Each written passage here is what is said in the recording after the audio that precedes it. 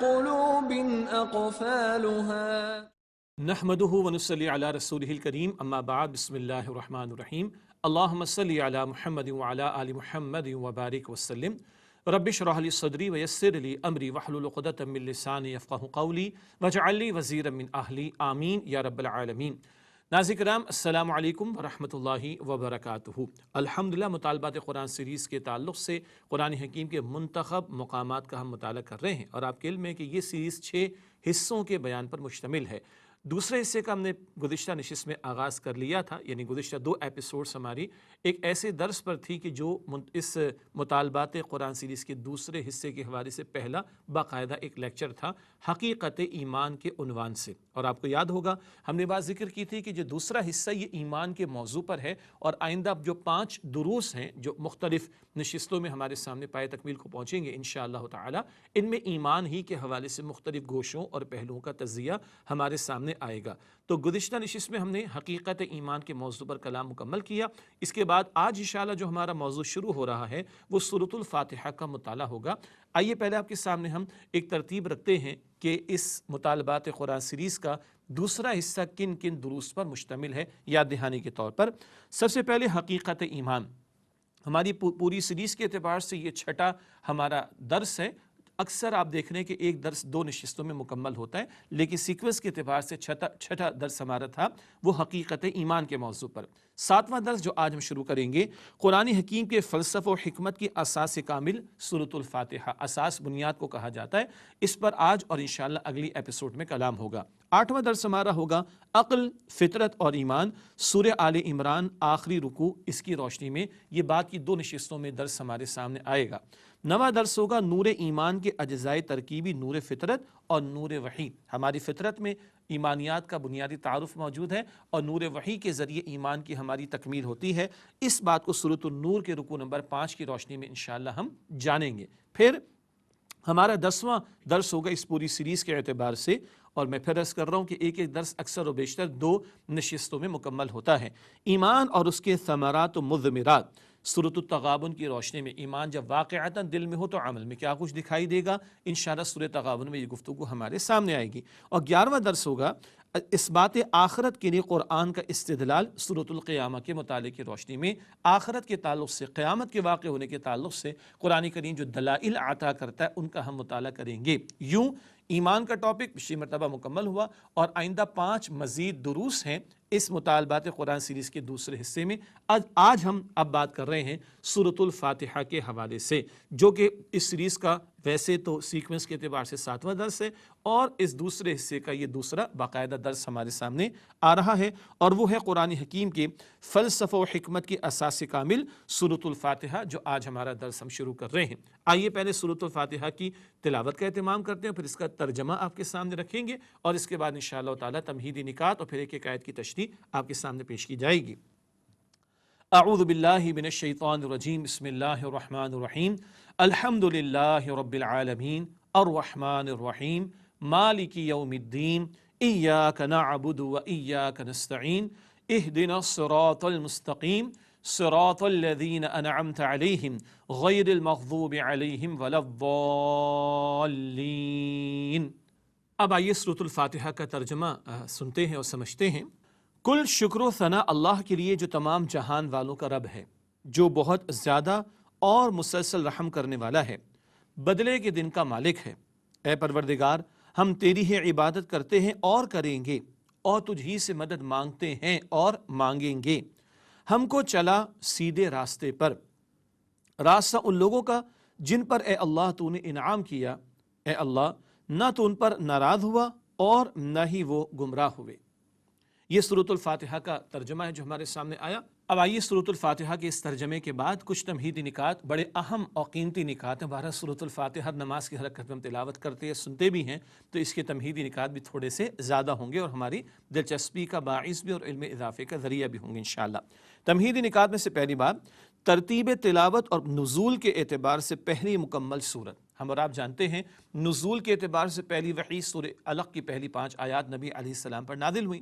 البتہ ترتیب تلاوت میں ہم دیکھتے ہیں وہ قرآن پاک کے آخری پارے میں ہے، ایسے ہی ہے نا، ایک ہے ترتیب نزول اور ایک ہے ترتیب تلاوت۔ دونوں اعتبارات سے سورۃ الفاتحہ پہلی مکمل سورت ہے۔ کیا مطلب؟ نزول کی ترتیب میں جو پہلی باقاعدہ مکمل سورت نازل ہوئی نزول کی ترتیب میں وہ سورۃ الفاتحہ، اور مصحف میں یعنی تلاوت اگر ہم شروع کریں قرآن پاک کی تو سورۃ الفاتحہ سے شروع کرتے ہیں، تو بھی پہلی سورت سورۃ الفاتحہ ہے۔ اگلا نقطہ، سورہ مبارکہ کی عظمت۔ اس عظمت کے حوالے سے چند پہلو، ایک آیت قرآنی اور چند احادیث مبارکہ۔ 7 دہرائے جانے والی آیات، سورۃ الحجر کی آیت نمبر 87، بڑا قیمتی نقطہ ہے۔ خود اللہ تعالیٰ نے سورۃ الفاتحہ کی عظمت کو یوں بیان فرمایا، اور وضاحت حدیث مبارک میں بھی آئے گی۔ وَلَقَدْ آتَيْنَاكَ سَبْعًا مِنَ الْمَثَانِي وَالْقُرْآنِ الْعَظِيمِ، سورہ ہجر کی آیت نمبر 87۔ ہم نے آپ صلی اللہ علیہ وآلہ وسلم کو عطا فرمائی 7 آیات دہرائے جانے والیاں، جو کہ بذات خود ایک قرآن عظیم کا درجہ رکھتی ہیں۔ عجیب بات ہے کہ اس کو قرآن عظیم کہا جا رہا ہے، کس کو؟ جو 7 دہرائے جانے والی آیات ہیں۔ آگے ایک حدیث مبارک ہے جس سے بات واضح ہوگی کہ یہ 7 دہرائے جانے والی آیات خود قرآن حکیم کی سورۃ الفاتحہ، جس کو قرآن حکیم سورہ ہجر کی آیت نمبر 87 میں قرآن عظیم قرار دے رہا ہے۔ آئیے حدیث مبارک کا مطالعہ کریں۔ القرآن العظیم، یہ جامع ترمذی شریف کی روایت کا تذکرہ۔ اس ذات کی قسم جس کے ہاتھ میں میری جان ہے، یہ وہ سورت ہے جس کی مثل نہ تورات میں نازل ہوئی، نہ انجیل میں، نہ زبور میں، اور نہ ہی قرآن میں اس کی نظیر موجود ہے، اور یہی ہے 7 من المثانی، اور یہی القرآن العظیم ہے جو مجھے عطا کیا گیا۔ بڑی قیمتی بات جامع ترمذی شریف کی روایت میں نہ تورات میں، نہ زبور میں، نہ انجیل میں، نہ خود قرآن میں اس کی کوئی مثال موجود ہے، اور اللہ کے پیغمبر صلی اللہ علیہ وسلم ارشاد فرما رہے یہ 7 من المثانی، بار بار دہرے جانے والی 7 آیات، یہ تشریح آ گئی پچھلی آیت جو پیش کی گئی سورہ حجر کی آیت نمبر 87، اور حضور علیہ السلام فرما رہے یہی قرآن عظیم ہے، یعنی اپنی جگہ ہدایت کا ایک بڑا جامع پیکج ہے۔ تھوڑی سی وضاحت یہ ہے کہ قرآن حکیم میں 3 عنوانات ہیں بنیادی طور پر: توحید، آخرت اور رسالت۔ رسالت کے بیان کے ذیل میں احکامات کا تذکرہ بھی آ جاتا ہے بہرحال، اور سورۃ الفاتحہ میں توحید کا ذکر بھی ہے، آخرت کا بیان بھی ہے، اور رسالت کی طرف بھی اشارہ ہے۔ یہ وضاحت آگے چل کر ہمارے سامنے آ جائے گی۔ تو یہ اپنی جگہ قرآن عظیم یعنی ہدایت کا ایک جامع پیکج ہے جو اللہ سبحانہ وتعالی نے عطا فرمایا۔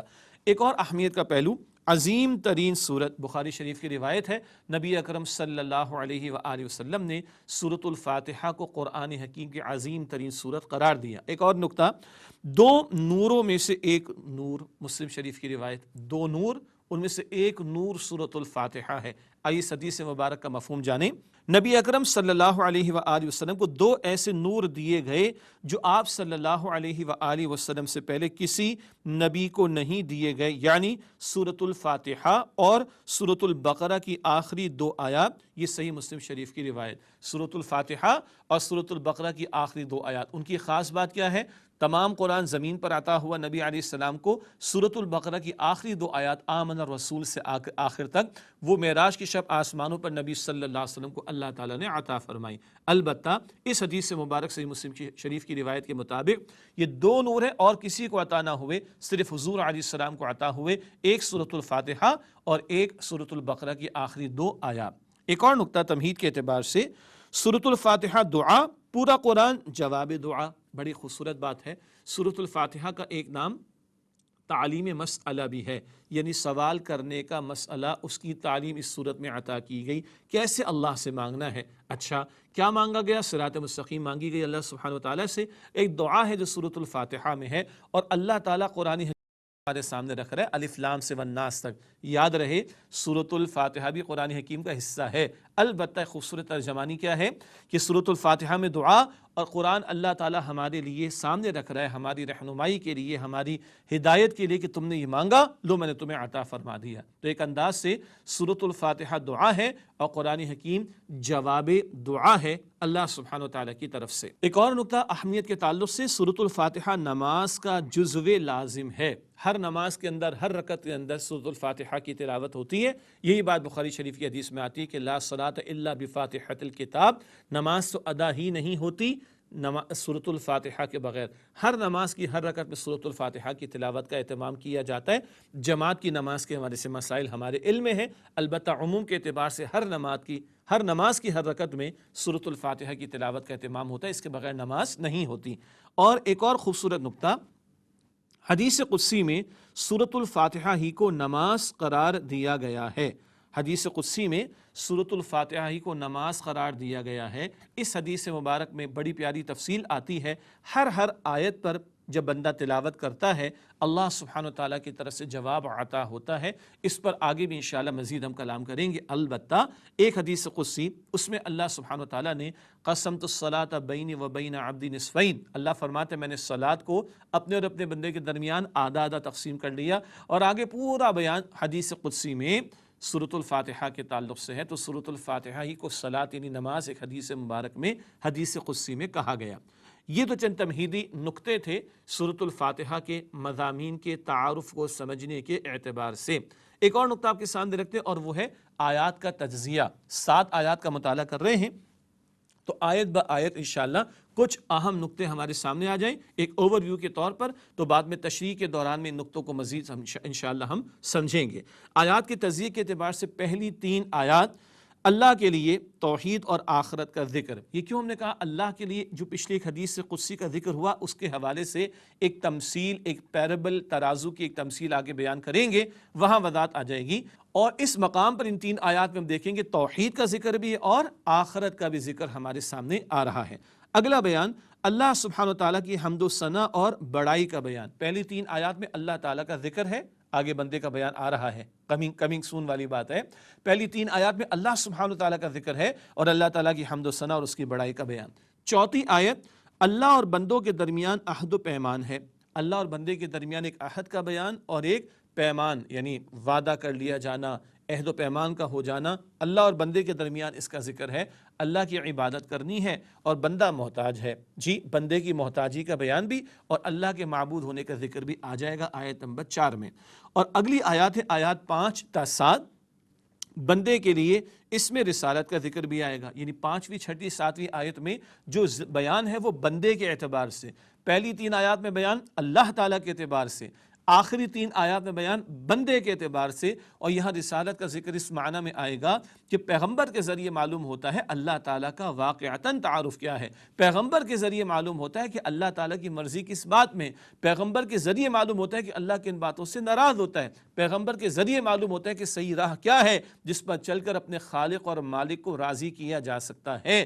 تو بندے کو ایک دعا تو سکھائی گئی، اس دعا میں اشارہ رسالت کے عقیدے اور تصور کی طرف بھی ہے جو انشاءاللہ ہم جانیں گے۔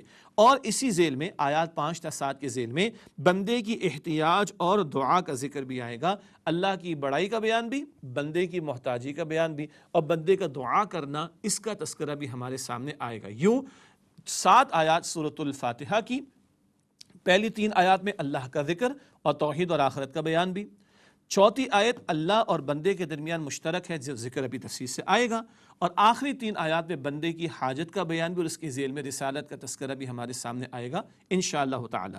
ناظرین کرام، یہ تو ہو گیا آیات کا تجزیہ۔ اسی اعتبار سے ایک اہم نکتہ ہے، البتہ اس میں قدر تفصیل ہے، وہ آپ کے سامنے ہم رکھیں گے ایک بریک کے بعد۔ اور ایک حدیث قدسی کا اشارہ آیا تھا، اس کی تھوڑی وضاحت اور اس کے ذیل میں ترازو کی ایک مثال کے ذریعے سورۃ الفاتحہ کے ان مضامین کو جو ابھی بیان کیے گئے ہم جانیں گے۔ البتہ ملاقات ہوتی ہے ایک وقفے کے بعد۔ السلام علیکم ورحمۃ اللہ وبرکاتہ۔ السلام علیکم ورحمۃ اللہ وبرکاتہ۔ ناظرین خوش آمدید کہتے ہیں آپ کو۔ مطالبات قرآن سیریز کا سلسلہ جاری، اور اس سیریز کے دوسرے حصے کا دوسرا درس سورۃ الفاتحہ پر کر رہے ہیں ہم کلام، اور اس کے تمہیدی نکات اور کچھ آیات کا تجزیہ، یعنی آیات کے تجزیے کے حوالے سے کچھ بیان آپ کے ہمارے سامنے آیا وقفے سے پہلے۔ بات کو آگے بڑھاتے ہیں اور ایک ترازو کی تمثیل آپ کے سامنے رکھنا چاہیں گے، تمثیل مثال دینے کے لیے، پیرابل انگلش میں کہا جاتا ہے۔ البتہ یہ تمثیل جو سورۃ الفاتحہ کے بیان کے ذیل میں آ رہی ہے، اس کے پیچھے ایک حدیث قدسی کا معاملہ ہے جس کی طرف اشارہ بریک سے پہلے ہوا تھا۔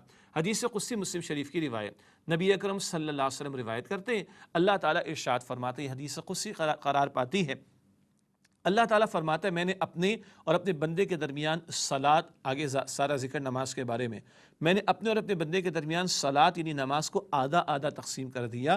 اللہ فرماتا ہے نصف یعنی آدھا میرے لیے ہے اور آدھا میرے بندے کے لیے۔ اگلے الفاظ بڑے پیارے، وَلِعَبْدِي مَا سَأَلَ، اور اللہ فرماتے ہیں میرے بندے کو وہ دے دیا گیا جو اس نے سوال کیا۔ اللہ تعالیٰ فرماتا ہے جب بندہ کہتا ہے الحمدللہ رب العالمین، اللہ جواب دیتا ہے میرے بندے نے میری حمد بیان کی۔ الرحمن الرحیم کہتا ہے، اللہ فرماتے ہیں میرے بندے نے میری تعریف بیان کی، سبحان اللہ، میری بڑائی بیان کی، اللہ اکبر۔ بندہ کہتا ہے مالک یوم الدین، اللہ فرماتے میرے بندے نے میری بزرگی بیان کی، تینوں آیات پر جواب آ گیا، یہ سب اللہ کے لیے۔ جب بندہ کہتے ہیں حدیث مبارک کے الفاظ کہ ایاک نعبد و ایاک نستعین، تو اللہ فرماتے یہ میرے بندے اور میرے درمیان مشترک ہے، آدھا میرے لیے ایاک نعبد عبادت اللہ کا حق، اور آدھا بندے کے لیے و ایاک نستعین مدد مانگنا بندے کی حاجت اور ضرورت ہے۔ تو یہ چوتھی آیت اللہ اور بندے کے درمیان مشترک۔ آگے حدیث مبارک میں الفاظ ہیں، اللہ تعالیٰ فرماتا ہے کہ جب بندہ کہتا ہے اہدنا الصراط المستقیم صراط الذین انعمت علیہم غیر المغضوب علیہم ولا الضالین، 3 آیات ہیں آخری، اللہ تعالیٰ فرماتا ہے کہ ھذا لعبدی ولعبدی ما سأل، یہ سارا میرے بندے کے لیے ہے اور میرے بندے کو دے دیا گیا جو اس نے مانگا۔ ہر آیت پر اللہ تعالیٰ کی طرف سے جواب آ رہا ہے۔ اب ہم سورۃ الفاتحہ کس رفتار سے تلاوت کرتے ہیں اندازہ کر لیں۔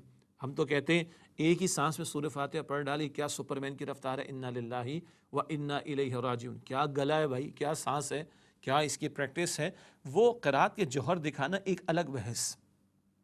یہ بات ہو رہی ہے کہ اللہ جواب دے رہا ہے تو جواب کو فیل تو کرو بھائی، محسوس تو کرو، جواب کے آنے کا ٹائم تو دو۔ تو ایک ایک آیت پر رک کر تلاوت کرنی چاہیے، یہی مصنون انداز ہے نبی اکرم صلی اللہ علیہ وآلہ وسلم کی تلاوت کا۔ اور حدیث مبارک میں ذکر ہے ایک آیت تلاوت کرتے حضور رکتے، دوسری آیت تلاوت کرتے حضور رکتے صلی اللہ علیہ وسلم۔ یہ ہے پس منظر میں حدیث مبارک۔ اب ایک حصہ اللہ کے لیے 3 آیات پہلی، ایک حصہ بندے کے لیے آخری 3 آیات، اور درمیان کی آیت اللہ اور بندے کے درمیان مشترک۔ تو آدھی صورت اللہ کے لیے آدھی بندے کے لیے، یہ آدھے آدھے کے درمیان بھی کچھ ہے جس کو ہم واو کہیں گے، اور انگلش میں AND اینڈ کہیں گے۔ اور اگر ترازو کو آپ دیکھیں، آئیے اسکرین پر ملاحظہ فرمائیے گا، اس کو ہمارے ساتھیوں نے تیار کیا اور ہمارے استاد ڈاکٹر اسرار احمد صاحب رحمۃ اللہ علیہ نے بھی اس کو بیان فرمایا، اور ہمارے بعض ساتھیوں نے اس کو ایک امیج کے طور پر تیار کیا۔ آئیے ان مضامین کو ایک ترازو کی شکل میں دیکھیں۔ دیکھیے اسکرین پر آپ کے ہمارے سامنے ترازو ہے، دائیں ہاتھ کی طرف ایک پلڑا ہے جس میں 3 آیات لکھی ہیں، آیات 1 تا 3، اور اللہ کا لفظ لکھا ہے۔ بائیں ہاتھ کی طرف دیکھیے گا 3 آیات لکھی ہیں، آخری آیات 5، 6 اور 7، جس میں 3 آیات کا ذکر ہے اور لکھا ہے بندہ۔ وہی بات، پہلی 3 آیات اللہ کے لیے، آخری 3 آیات بندے کے لیے۔ درمیان میں کیا ہے؟ چوتھی آیت جس کو ہم نے لکھا آیت نمبر 4، مشترک ہے، عہد اور مدد کا بیان۔ ایاک نعبد، آدھا حصہ اللہ کے لیے، اے اللہ ہم تیری عبادت کرتے ہیں اور کریں گے۔ ایاک نستعین، اور تجھی سے مدد مانگیں گے، یہ بندے کے لیے ہے۔ درمیان میں واو ہے، واو انگلش میں AND اینڈ، اور اردو میں، اور اس کا ترجمہ ہوتا ہے وہ جو ہینڈل ہے ترازو کا پکڑنے کا مقام، وہاں پر آ کر ترازو بالکل آدھی آدھی ہو جاتی۔ اس واو پر آ کے سورۃ الفاتحہ کے 2 حصے، ایک حصہ اللہ کے لیے اور ایک حصہ بندے کے لیے۔ کچھ اور بھی لکھا ہے، اگر آپ اپنے رائٹ پر دیکھیں، بالکل رائٹ سائڈ پر، ایبسلیوٹ گریٹنس، اللہ کا ذکر، اس کی بڑائی کا بیان، اور لیفٹ سائڈ پہ دیکھیں ایبسلیوٹ سبمیشن، بندے کی عبدیت، اس کے بندے ہونے کا تذکرہ۔ یہ سورۃ الفاتحہ کے مضامین، پہلی 3 آیات خاص اللہ کا بیان، آخری 3 آیات بندے کی احتیاج اور ضرورت کا بیان، درمیان میں مشترک بات بندگی اللہ کا حق ہے، مدد مانگنا بندے کی ضرورت ہے۔ اور اسی ذیل میں آگے ہم جانیں گے تو توحید کا بیان اور آخرت کا بیان، رسالت کا بیان بھی ہمارے سامنے انشاءاللہ آئے گا۔ اور آگے بڑھتے ہیں جی، دعا مانگنے کا طریقہ۔ جی ابھی تشریح شروع نہیں ہوئی، ابھی تو سورۃ الفاتحہ کے بہت سے تمہیدی نکات میں سے کچھ باقی ہیں، ان پر ہم کلام کر رہے ہیں۔ دعا مانگنے کا طریقہ یہ بھی سورۃ الفاتحہ میں ہمیں بتایا گیا۔ اللہ کی حمد و ثنا کا بیان، مانگنے چلے ہو، کس سے مانگ رہے ہو، اس کی عظمت کا اعتراف تو کرو، اس کی بڑائی کا اظہار تو کرو۔ اگلا نقطہ، اللہ کی بندگی کرنے کا اقرار، اس کی حمد و ثنا بیان کرو، اس کی بڑائی کو بیان کرو اور اپنی بندگی کا اعتراف کرو۔ تم بندے ہو، محتاج ہو، بے بس ہو، حاجت مند ہو، ضرورت مند ہو، اور وہ علی کل شیء قدیر ہے۔ اگلا نقطہ، اپنی بے بسی و لاچارگی کا اعتراف، ہاتھ اٹھا دینا ہی بے بسی کی علامت ہے۔ جی ہاتھ اٹھا دینا ہی، مانگنے کی شکل اختیار کر لینا ہی بے بسی کی علامت ہے۔ اپنے آپ کو پہلے محتاج تو مانو، بے بس تو مانو، سیلف سفیشینٹ نہ سمجھو اپنے آپ کو، بے بس تو مانو، لاچار تو مانو، پھر اللہ کے سامنے ہاتھ پھیلا کر مانگو گے تو قبولیت کا معاملہ بھی ہوگا۔ آخری نقطہ دعا مانگنے کے سلیقے کے تعلق سے، آخر میں اللہ سبحانہ وتعالیٰ سے عاجزانہ دعا، پھر دعا کا اہتمام، اللہ کی حمد و ثنا، اس کی عظمت کا بیان، اس کی بڑائی کا بیان، اپنی کمزوری کا بیان، اپنی لاچارگی کا بیان، اپنی حاجت کا بیان، اپنی بے بسی کا بیان۔ اس کے بعد اس کی عظمت کا اعتراف اور اپنے بے بس ہونے اور بندے ہونے کے اعتراف اور بے بسی لاچارگی کے اعتراف کے بعد ہے اہدنا الصراط المستقیم کی بڑی ہی قیمتی اور بڑی جامع دعا۔ وہ تو تشریح میں تفصیل انشاءاللہ ہمارے سامنے آ جائے گی۔ اگلا نقطہ ہے بہت قیمتی، ایک اور قیمتی نقطہ، وہ ہے سلیم الفطرت انسان کے جذبات کی ترجمانی۔ ایک انسان تو سبھی ہیں، اللہ نے سب کی فطرت کو سلامت رکھا۔ فطرت اگر مسخ نہ ہو جائے، پرورٹڈ نہ ہو جائے، تو فطرت میں اللہ کا بنیادی تعارف تو موجود ہے۔ یہی وجہ ہے حکیم لقمان کا ذکر آیا تھا، یاد آ گیا؟ جناب حکیم لقمان نے اپنے بیٹے کو جو وصیتیں فرمائی تو ان کا ذکر آیا تھا، ہم پڑھ چکے ہیں الحمدللہ، کس قدر قیمتی باتیں تھیں، شرک نفی کا بیان بھی تھا، آخرت کے احساس کا تذکرہ بھی تھا، یاد آ گیا؟ فطرت انسانی اگر سلیم ہو تو اللہ کا تعارف موجود ہے پوٹینشلی بنیادی طور پر، آخرت کی ضرورت کا احساس موجود ہے پوٹینشلی بنیادی طور پر۔ یہ ہے فطرت انسانی کے اندر ودیعت شدہ بلٹ ان کچھ جذبات، ان کو الفاظ اللہ نے سورۃ الفاتحہ میں عطا فرمائے۔ تو اب نقطہ کیا ہے؟ سلیم الفطرت انسان کے جذبات کی ترجمانی۔ یہ ترجمانی کس انداز سے آ رہی ہے؟ سلیم الفطرت انسان ہوگا تو غور و فکر کرے گا، اندھا بہرا تو بن کر زندگی نہیں گزارتا، وہ غور و فکر کا حاصل کیا نکلتا ہے وہ 4 ابتدائی آیات میں آ رہا ہے۔ ایک اور انداز سے سورۃ الفاتحہ کے مضامین ہمارے سامنے آ رہے ہیں سلیم الفطرت انسان کے جذبات کی ترجمانی کے ذیل میں۔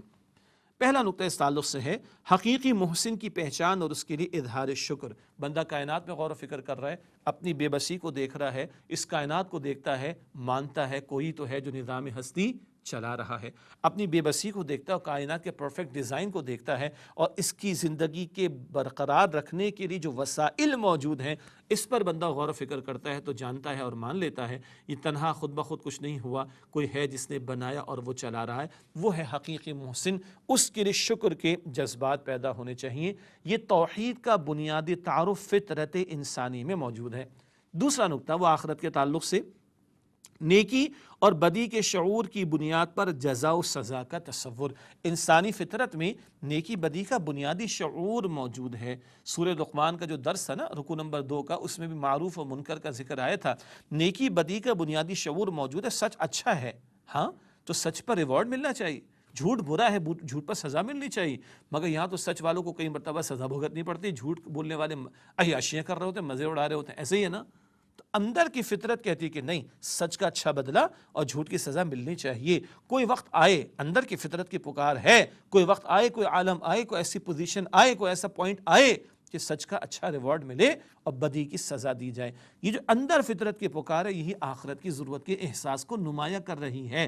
ہاں محض فطرت کے اندر یہ ودیعت نہیں کر دیا گیا، آگے بھی ذکر آئے گا، اللہ نے وحی کا بھی اہتمام فرمایا، وہ ہماری اصل حاجت کے لیے ہاتھ اٹھانے کا تصور جس پر پہلے کلام ہوا اس کی طرف بھی اشارہ۔ حاصل کلام سلیم الفطرت انسان غور کرے گا اپنے باطن میں تو اندر سے جواب آئے گا، کوئی وقت تو آئے کہ جب نیکی کا بھرپور بدلہ اور بدی کی سزا مل جائے۔ کئی مرتبہ دنیا میں اس کے الٹ ہوتا ہوا دکھائی دے رہا ہوتا ہے۔ اگلا نقطہ شکر کے نتیجے کے طور پر حقیقی محسن کی عبادت کا اقرار۔ ارے جس کو اپنا خالق مانا کوئی ہے اور جس کو اپنا محسن اعظم سب سے بڑا محسن مانا، جس کے لیے شکر کے جذبات پیدا ہوئے، اب اس کا اظہار کیسے کیا جائے؟ اس کو عبادت کہا جائے گا، اس کو عبادت کہا جاتا ہے۔ تو شکر کے اس جذبے کے نتیجے میں اپنے حقیقی محسن کی عبادت کا اقرار، یہ بھی انسان اگر سلیم الفطرت ہے تو اس سطح پر آئے گا۔ دنیا میں چھوٹا سا کوئی ہم پر احسان کرتا ہے اس کو بڑا سا تھینک یو کہتے ہیں، کوئی بڑا احسان کرتے ہیں بہت بڑا سا تھینک یو کہتے ہیں، پوری زندگی اس کے گن گاتے ہیں۔ تو جس نے پوری کائنات بنا دی، میرے اور آپ کے لیے بنا دی، زمین سجا دی، میرے اور آپ کے لیے سجا دی، اس کے لیے شکر کے جذبات تو بہت بہت بہت زیادہ ہونے چاہیے، اسی کو عبادت کہا گیا ہے۔ اگلا نقطہ اپنی بے بسی و لاچارگی کا اظہار، وَإِيَّاكَ نَسْتَعِينُ، تجھے سے مدد مانگتے ہیں۔ ہاں کیا مطلب ہے؟ اللہ تیری عبادت کرے تو کیسے کرے؟ ہماری عقل تو نہیں بتا سکتی، تو ہی بتا دے تیری عبادت کیسے کی جائے، کوئی تعلیم دے دے، کوئی وحی دے دے، کوئی پیغمبر کا نمونہ دے دے۔ یہ احتیاج ہے ہماری، یہ ہماری بے بسی ہے۔ تو اس کے لیے شکر کے جذبات پیدا ہونا، اس کا اظہار عبادت سے ہونا، مگر عبادت کرے کیسے یہ ہماری بے چارگی ہے، لاچارگی ہے، اور اس کے تعلق سے پھر بندہ آگے دعا کرتا ہے اپنے رب حقیقی اور مالک حقیقی کی جناب میں۔ اگلا نقطہ مزید بات کو آگے بڑھائیں گے، سلیم الفطرت انسان کا غور و فکر کہاں لے کے جاتا ہے؟ پہلی 4 آیات میں تو ذکر آ گیا محسن کی پہچان، شکر کے جذبات، نیکی بدی کا شعور کہتا ہے کہ کل کوئی برپا ہونا چاہیے عالم جس آپ اور ہم قیامت کہتے ہیں کہ جہاں نیکی بدی کا بھرپور بدلہ مل جائے۔ اسی طرح اپنے حقیقی محسن کے لیے شکر کے جذبات رکھتے ہوئے عبادت کا اظہار اور اپنی لاچارگی کا احساس۔ آگے چلتے ہیں، ضرورت و احتیاج آخری 3 آیات میں سلیم الفطرت انسان غور کرے گا تو اس سطح پر پہنچے گا میں تو بے بس اور لاچار ہوں اور اپنے خالق کا محتاج بھی ہوں، دعا بھی کرنی، اور اس کی بندگی کیسے کی جائے اس کے لیے بھی مجھے تعلیم ملنی چاہیے، نمونہ ملنا چاہیے۔ چنانچہ یہ غور و فکر بندے کو اپنی ضرورت اور احتیاج کے ادراک اور احساس کی طرف لے کر جاتا ہے، جس کا بیان سورۃ الفاتحہ کی آخری 3 آیات میں۔ آئیے آگے بڑھتے ہیں۔ غور و فکر سے حاصل شدہ ایمان کی یقین میں تبدیلی۔ کیا مطلب؟ غور و فکر سے حاصل شدہ ایمان کی یقین میں تبدیلی، ایک بندہ غور و فکر کر رہا ہے، فطرت کی پکار بھی اس کے پاس موجود ہے، لیکن وہ کما حقہ اپنے خالق کو پہچان نہیں سکتا، یا وہ چاہتا کیا ہے جان نہیں سکتا، تو ضرورت ہے کہ اس کو کوئی آ کر بتائے، جس کو ہم دینی اصطلاح میں پیغمبر کہتے ہیں، رسول کہتے ہیں۔ غور و فکر سے جو بندہ سوچ رہا ہے وہ یقین میں ڈھلتا کب ہے؟ جب ایک پیغمبر کی دعوت پہنچ جاتی ہے، اور پیغمبر کی دعوت جو ہے یقینی جوابات عطا کرتی ہے ایسے سوالات کے بارے میں، خالق ہے تو کون، چاہتا ہے تو کیا چاہتا ہے، میری زندگی کا مقصد ہے تو کیا، مجھے کرنا ہے تو کیا کرنا ہے، میری منزل کیا ہے، میرا ڈیسٹینیشن کیا ہے، یہ یقین ملتا ہے کب؟ جب پیغمبر کی دعوت بندے تک پہنچتی ہے۔ اللہ اکبر۔ اگلا نقطہ، نیکی کے لیے متوازن یعنی بیلنسڈ نمونہ۔ سبحان اللہ، نیکی کا جذبہ بھی کبھی اندھا بہرا ہو جاتا ہے، جملہ کا تلخ ہے، جملہ تھوڑا تلخ ہے، کبھی اپنی مرضی سے بندہ ایسی نیکیاں کرنے لگ جاتا ہے، نیکیاں سمجھ کر ایسے کام کرنے لگ جاتا ہے جو بالکل خلاف شریعت ہوتے ہیں، کبھی دائیں کبھی بائیں، کبھی افراد و کبھی تفرید کا معاملہ۔ پیغمبر آ کر بتاتے ہیں کہ اعتدال کا نقطہ کیا ہے، ورنہ نصارہ نے محبت کے غلو میں آ کر عیسیٰ علیہ السلام کو خدا اور خدا کا بیٹا قرار دے دیا، یہود معاذ اللہ دشمنی میں اتنے آگے گئے، ان پر الزام تراشی کرنا شروع کر دی۔ یہ ایکسٹریمز کے معاملات ہیں۔ اعتدال کا نقطہ کدھر ہے؟ پھر معاملات زندگی میں مرد کہتا ہے کہ ہمارا حق، عورت کہتی ہے کہ میرا حق۔ ارے اللہ کو مانو نا، جس سے مرد کو بھی پیدا کیا، عورت کو بھی پیدا کیا، وہ جو تعلیم دے گا اس میں نمونہ ہمارے لیے اعتدال والا آ جائے گا۔ وہ پیغمبر بتاتے ہیں وحی کی تعلیم کی روشنی میں، ورنہ مرد اور عورت کے درمیان، آجر اور اجیر، امپلائر امپلائی کے درمیان اعتدال کیسے آئے گا؟ حاکم اور محکوم کے درمیان اعتدال کیسے آئے گا؟ یہ ہم انسان بیٹھ کر طے نہیں کر سکتے۔ تو اعتدال کا نمونہ وہ پیغمبر کی ذات سے ملتا ہے۔ آخری بات، اجتماعی معاملات میں حقوق و فرائض کے لیے متوازن رہنمائی۔ معاملات زندگی گھر کے تو فقط نہیں، ریاست کی تو بھی ہوتے ہیں، تو حکمرانوں کا اختیار کہاں تک ہے، کہاں تک نہیں، عوام کو آزادی ہے کہاں تک ہے، کہاں تک نہیں، اس میں توازن کیسے آئے گا؟ اگر انسانوں کے بارے میں بیٹھ کر فیصلے کرنے بیٹھیں گے تو باعث ہوں گے تعصب کا شکار ہو جائیں گے، وحی کی تعلیم کے مطابق عمل کریں گے تو وہاں تعصب نہیں ہوگا۔ کیوں؟ خالق حاکم کا بھی پیدا کرنے والا، محکوم کا بھی، اللہ جو کہ خالق وہ امیر کا بھی پیدا کرنے والا، غریب کا بھی، مرد کا بھی پیدا کرنے والا، عورت کا بھی، آجر کا بھی پیدا کرنے والا، اجیر کا بھی، امپلائر کا پیدا کرنے والا اور امپلائی کا بھی، اس کی مانیں گے تبھی اعتدال میسر آئے گا۔ مجھے اندازہ تو ہے کہ تمہیدی نکات تو بہت سارے ہو گئے، بس اب مکمل ہو گئے۔ اب اس تمہیدی گفتگو کے بعد انشاءاللہ سورۃ الفاتحہ کی آیات کی تشریح آپ کے سامنے رکھنی، البتہ ایک وقفہ لیتے ہیں، اس کے بعد آیت نمبر 1 سے تشریح کا آغاز کریں گے۔ ملاقات ہوتی ہے ایک وقفے کے بعد۔ ہمارے سامنے رکھ رہے الف لام سے والناس۔ السلام علیکم ورحمۃ اللہ وبرکاتہ۔ ناظرین خوش آمدید کہتے ہیں آپ کو۔ مطالبات قرآن سیریز کا سلسلہ جاری، آج دوسرے حصے کے دوسرے درس کا مطالعہ کر رہے ہیں، اور وہ ہے سورۃ الفاتحہ۔ اور سورۃ الفاتحہ کے بارے میں بہت ساری باتیں، فضیلت کے اعتبار سے، آیات کے تجزیے کے اعتبار سے، توحید، رسالت اور آخرت کے بیان کے اعتبار سے، ترازو کی ایک تمثیل کے اعتبار سے، ایک سلیم الفطرت انسان کے غور و فکر کا نتیجہ پہلی 4 آیات کے حوالے سے اور آخری 3 آیات کے حوالے سے، یہ بہت ساری تمہیدی باتیں سامنے آ گئی۔ اب آئیے ان تمہیدی نکات کے بعد تشریح نسبتاً آسان ہوگی۔ پہلی آیت سے مطالعہ شروع کرتے ہیں۔ اعوذ باللہ من الشیطان الرجیم، بسم اللہ الرحمن الرحیم، الحمد للہ رب العالمین۔ کل شکر و ثنا اللہ کے لیے ہے جو تمام جہان والوں کا مالک و پروردگار ہے۔ یہ سورۃ الفاتحہ کی پہلی آیت، اور پہلی 4 آیات میں، بلکہ پہلی 3 آیات میں اللہ تعالیٰ کے تعلق سے کلام ہے، اور توحید کا بیان، اور پھر آخرت کا بیان آیت نمبر 3 میں آئے گا انشاءاللہ۔ اللہ تعالیٰ کی حمد کا تذکرہ ہے، اور حمد کے لفظ کو آئیے تھوڑا سمجھتے ہیں۔ جب بھی کوئی نئی اصطلاح یا ٹرمینالوجی ہمارے ان دروس میں آئے گی تو اس کی تھوڑی وضاحت ہم آپ کے سامنے کر دیں گے۔ جیسے پہلے ہم نے شکر کے لفظ کو تھوڑا وضاحت کے سامنے سمجھا ہے، رب کے لفظ کو ہم نے پہلے تھوڑا وضاحت کے ساتھ سمجھا ہے، اسی طرح شرک کے لفظ کو بڑے تفصیل کے ساتھ سمجھا۔ یا حمد کی اصطلاح یہ لفظ آ رہا ہے، حمد از اکول ٹو واٹ؟ شکر جمع ثنا۔ شکر کا ترجمہ ہم سب کو معلوم ہے، شکریہ ادا کرنا، اور ثنا کہتے تعریف کرنے کو، کسی شے کی تعریف کرنے کو۔ یہ دونوں مفاہیم ایک درجے میں حمد کے کلمے میں شامل ہیں۔ کسی محسن کی ایسی مدح جس میں شکر کے جذبات بھی شامل ہوں۔ کسی محسن کی ایسی مدح یعنی تعریف کرنا جس میں شکر کے جذبات بھی ہوں۔ کبھی کبھی ہم ایسی چیزوں کی بھی تعریف کرتے ہیں کہ براہ راست ان سے ہمیں کوئی فائدہ نہیں پہنچتا، لیکن ان میں کوئی قابل تعریف پہلو ہوتا ہے۔ مگر حمد کیا ہے؟ کسی محسن کی ایسی مدح کرنا جس میں شکر کے جذبات بھی موجود ہوں۔ اور اس کا سب سے بڑھ کر مستحق کون؟ ہمارا سب سے بڑا محسن کون؟ اللہ سبحانہ و تعالی۔ اگلا نقطہ، ادعیہ ماثورہ میں کلمہ حمد کی کثرت۔ ادعیہ ماثورہ یعنی نبی مکرم صلی اللہ علیہ وسلم نے جو ہمیں دعائیں سکھائی ہیں ان میں اکثر ہم دیکھتے ہیں کہ حمد کا کلمہ موجود ہے۔ پانی پی لیا الحمدللہ، کھانا کھا لیا الحمدللہ الذی اطعمنا، صبح بیدار ہو گئے الحمدللہ الذی احیانا، بیت الخلاء سے باہر آ گئے الحمدللہ الذی اذهب عنی الاذی۔ ایک ایک حصہ میں نے ان دعاؤں کا پڑھا۔ اکثر ان دعاؤں میں حمد کا کلمہ ہے۔ کیا؟ ان مواقع پر نعمت مل رہی ہوتی ہے، ان نعمتوں کا اعتراف کرنا اور رب کا شکر ادا کرنے کی کوشش کرنا، یہ ان دعاؤں میں حمد کے کلمے کو شامل کر کے اللہ کے پیغمبر صلی اللہ علیہ وسلم نے ہمیں سکھایا۔ ایک اور پہلو یہ الحمدللہ کا کلمہ، یہ تسبیحات میں بھی ہم پڑھتے ہیں نا، تسبیح فاطمہ میں بھی سبحان اللہ، الحمدللہ، اللہ اکبر۔ یہ جو الحمدللہ کا کلمہ ہے اس کی عظمت پر ایک حدیث مبارک، کلمہ سبحان اللہ معرفت الہی کے بیان کے میزان کو آدھا بھرتا ہے اور کلمہ الحمدللہ اسے پر کر دیتا ہے۔ ترمذی شریف کی روایت۔ اللہ تعالیٰ کی معرفت کے لیے سبحان اللہ کا کلمہ بڑا قیمتی۔ سبحان اللہ، اللہ پاک ہے، کیا مطلب؟ اللہ میں کوئی عیب نہیں ہے، اللہ کو کوئی زوال نہیں، اللہ ہر عیب سے پاک ہے، زوال سے پاک ہے، ضرورت سے پاک ہے۔ یہ بھی اللہ کی تعریف ہے، ہم نگیشن میں تعریف کر رہے ہیں۔ اللہ پاک ہے، اللہ ہر عیب سے پاک ہے، یہ بھی اللہ کی تعریف ہے۔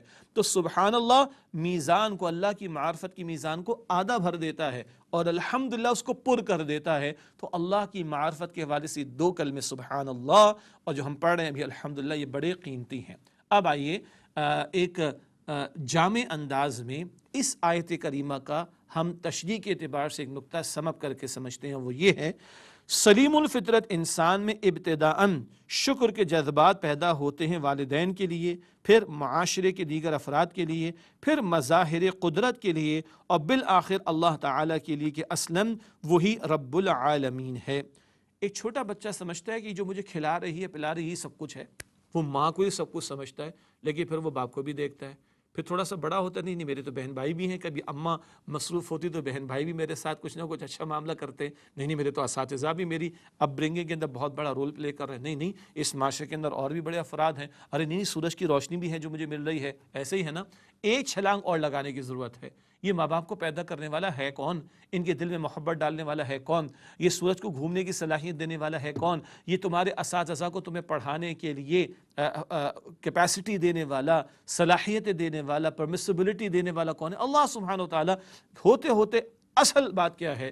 رب العالمین تو اللہ سبحانہ و تعالیٰ ہے، کوئی تو ہے جو نظام ہستی چلا رہا ہے، وہی خدا سبحانہ و تعالیٰ ہے۔ یہ پہلی آیت حمد کا بیان آ گیا اور اللہ کا تعارف بھی ہمارے سامنے آ گیا۔ رب کسے کہتے ہیں ہم پہلے پڑھ چکے ہیں، سورہ حامیم سجدہ میں بھی ذکر آ گیا، پہلے حصے کے آخری درس میں ہم نے بات کی تھی۔ درجہ بدرجہ کسی شے کو پروان چڑھا کر نقطہ عروج تک پہنچا دینا، نقطہ کمال تک پہنچا دینا، یہ ربوبیت کا فنکشن ہے۔ اور رب حقیقی کون ہے؟ اللہ سبحانہ و تعالی۔ اگلی آیت سورۃ الفاتحہ کی آیت نمبر 2، اللہ تعالیٰ کا بہت ہی پیارا رحمت بھرا تعارف ارشاد ہوا، الرحمن الرحیم، وہ بہت زیادہ اور مسلسل رحم کرنے والا ہے۔ یہ دو بڑے پیارے صفاتی نام ہیں اللہ سبحانہ وتعالیٰ کے، رحمتوں بھرے، رحمتوں کا جوش بھی ہے اور رحمتوں کا دوام اور تسلسل بھی ہے ان دونوں پیارے صفاتی ناموں میں۔ اور یہ اللہ تعالیٰ کا اول تعارف آ رہا ہے۔ وہ کون ہے؟ وہ رب العالمین ہے۔ وہ کون ہے؟ وہ رحمان ہے۔ وہ کون ہے؟ وہ رحیم ہے۔ یہ اللہ تعالیٰ کا پہلا اولین تعارف ہے جو ہمارے سامنے آ رہا ہے۔ الرحمن، اس کا ترجمہ انتہائی رحم کرنے والا۔ عربی اسلوب کے اعتبار سے فعلان کے جو وزن پر الفاظ بنتے ہیں ان میں جوش ہوتا ہے، گویا سمندر کا سا جوش، اللہ کی وہ رحمت جس میں سمندر کے سے جوش کی طرح جوش رحمت دکھائی دیتا ہے۔ اور یہ رحمت عام ہے اللہ تعالیٰ کی، کافروں کو بھی عطا کر رہا ہے، جانوروں کو بھی عطا کر رہا ہے، فرمانبرداروں کو بھی دے رہا ہے دنیا میں، نافرمانوں کو بھی دے رہا ہے، جوش ہے اس کی رحمت کے اندر۔ ہاں وہ الرحیم ہے، مسلسل رحم کرنے والا یعنی دریا کی سی روانی. یہ فعیل کا وزن عربی میں اس پر جو الفاظ بنتے ہیں ان میں دوام اور تسلسل اور روانی کا معاملہ ہوتا ہے. اس کی رحمت میں صرف جوش ہی نہیں، اس کی رحمت میں دوام اور تسلسل بھی ہے. سبحان اللہ. اللہ کا معاملہ بندوں کی طرح کمزوری کا نہیں ہے. کسی کو مشکل میں دیکھا تو ذرا دل میں جذبات نرم ہوئے، لیکن تھوڑی دیر بعد خیال ہے کہ مجھے تو آفس بھی پہنچنا ہے، میں تو لیٹ ہو جاؤں گا، گھر بھی پہنچنا ہے، مجھے تو فلاں فنکشن کے اندر پہنچنا ہے. ہمارے ہاں دوام نہیں ہے. اللہ کا معاملہ ایسا نہیں، اس کی رحمت بیک وقت جوش بھی ہے اور دوام اور تسلسل بھی ہے. ہاں ایک اور بات کہی گئی، وہ رحمان الدنیا ہے. دنیا میں سب کو دے رہا ہے، ظالموں کو بھی، مشرکوں کو بھی، کافروں کو بھی، منافقوں کو بھی دنیاوی نعمتیں تو دے رہے ہیں نا، لیکن وہ رحیم الآخرہ ہے. آخرت میں اس کی رحمت کا دوام و تسلسل کے ساتھ اظہار ہوگا. کس کے لیے؟ اس کے فرما بردار بندوں کے لیے. سبحان اللہ. اگلا نقطہ، اللہ اور بندے کا فطری تعلق خوف کی بجائے محبت کے جذبے پر استوار ہے. اللہ اور بندے کا تعلق پہلا تعلق کیا ہے؟ محبت کے جذبے کی بنیاد پر وہ استوار ہے. وہ رحمان ہے، وہ رحیم ہے، اس سے پہلے وہ تمہارا رب ہے. ایسے رب کو ناراض تو نہیں کرنا چاہیے، ایسے رحمت والے خالق کو نظر انداز تو نہیں کرنا چاہیے. یہ وہ پہلا بنیادی تعلق ہے جو خوف کی بنیاد پر نہیں بلکہ محبت کے جذبے کی بنیاد پر اللہ تعالیٰ چاہتا ہے کہ بندے کا تعلق اللہ تعالیٰ کے ساتھ استوار ہو. اگلی آیت سورۃ الفاتحہ کی آیت نمبر 3 ارشاد ہوا، مالک یوم الدین، بدلے کے دن کا مالک ہے. پہلی دو آیات میں رب ہونے، رحمان ہونے، رحیم ہونے کا ذکر، وہ اللہ کا تعارف آ گیا، توحید کا بیان. اب بدلے کے دن کا مراد آخرت کا دن، اس کا ذکر آ رہا ہے. یہ دوسرا عقیدہ ہمارا قیامت کے تعلق سے، آخرت کے تعلق سے، اس کا تذکرہ. آئیے دین کے لفظ کو جاننے کی کوشش کریں. اس کا مادہ روٹ ورڈ کیا ہے؟ دال یا نون. لغوی معنی کیا ہے؟ جب اس کو ہم لٹرل میننگ میں دیکھیں گے، ڈکشنری میننگ میں دیکھیں گے، لغت کے مفہوم میں دیکھیں گے تو اس کا ترجمہ بنتا ہے بدلہ.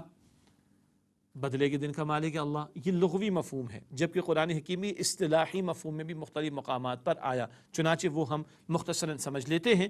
اصطلاحی معنی 3 باتیں: نمبر 1 قانون، نمبر 2 نظام اطاعت، نمبر 3 اطاعت. تو یہ قانون کے مفہوم میں بھی قرآن پاک میں آیا، یہ نظام اطاعت کے مفہوم میں بھی قرآن پاک میں آیا، اور یہ اطاعت کے مفہوم میں بھی قرآن پاک میں آیا. دیگر مقامات پر دیکھیں تو جامع لفظ قرآن حکیم میں جو دین کا لفظ استعمال ہوا، اس کے لیے جامع لفظ جو قرآن کریم میں دین ہے، اس کے لیے اگر ہم اردو میں استعمال کریں تو وہ نظام ہے، انگریزی میں استعمال کریں تو وہ سسٹم ہے. البتہ یہ اصطلاحی مفہوم دیگر آیات قرآنیہ میں استعمال ہوئے. یہاں لغوی مفہوم بدلے کے مفہوم میں لفظ استعمال ہوا کہ اللہ تعالیٰ بدلے کے دن کا مالک ہے. اب یہ عقیدہ آخرت کا بیان اور تمہیدی نکات میں کچھ بنیادی باتیں آئی تھیں، آئیے اس کو تھوڑا سا ہم سمجھتے ہیں. ہر شے بامقصد ہے.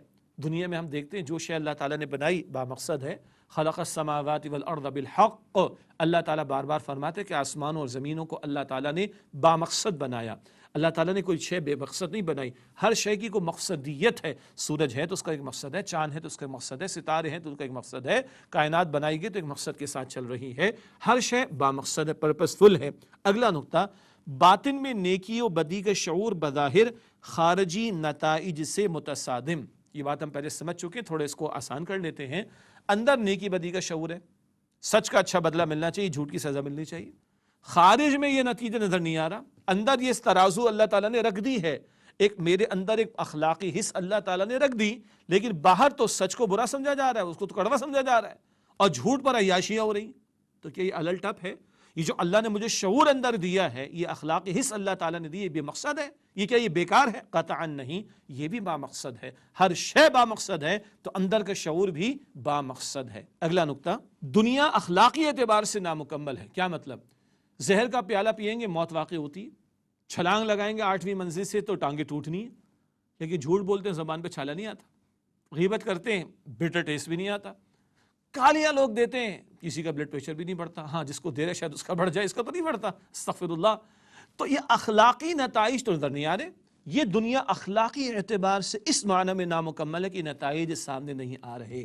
چنانچہ اگلا نقطہ، ایک دن ایسا ہونا چاہیے جس میں نیکیوں پر انعام اور برائیوں کی بھرپور سزا ملے. اندر کا شعور بامقصد ہے، پرپسفل ہے، تو کوئی وقت آنا چاہیے جہاں نیکی کا بھرپور بدلہ ملے اور بدی کی واقعتاً سزا ملے. اسی کو آپ اور میں آخرت کا عقیدہ کہتے ہیں. یہ کیا ہوا؟ آخری نقطہ، یہ ہے توحید سے آخرت تک عقلی سفر. توحید سے آخرت کا عقلی سفر. بنانے والا ایک ہے اس دنیا کو، وہ ہے اللہ. چلانے والا اس کائنات کو، وہ ہے اللہ. توحید. اور یہ دنیا بامقصد ہے تو میری تخلیق بھی بامقصد، یہ اندر کا شعور بھی بامقصد، تو کل نتائج سامنے آئیں گے۔ یہ آخرت کا عقیدہ۔ یہ 3 آیات کا بیان آج کی نشست میں ہم نے مکمل کیا ہے نا۔ ہر نماز کی حرکت میں تلاوت تو ہے، تو کچھ اس پہ وقت تو لگانا ضروری تھا۔ انشاءاللہ اگلی آیات کا مطالعہ اگلی نشست میں آپ کے سامنے رکھیں گے۔ تب تک کے لیے اجازت، وآخر دعوانا ان الحمدللہ رب العالمین، والسلام علیکم ورحمۃ اللہ وبرکاتہ۔ افلا يتدبرون